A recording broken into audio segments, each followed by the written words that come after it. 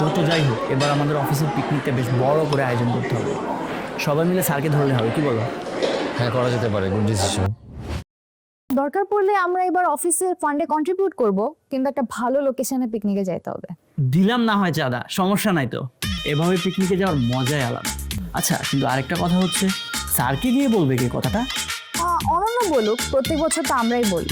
না না বাবা, আমি এইসব বলতে পারবো না। এমনিতে আমি নতুন জয়েন করছি, আমি তোমাদের সাথে আছি, ওটা সমস্যা নেই, কিন্তু আমি বলতে পারবো না।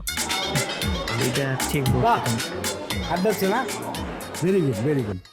দেখা তো বোঝার উপায় নাই, এটা কি অফিস নাকি রেস্টুরেন্ট? তোমাদের সারাদিনে কাজ কি?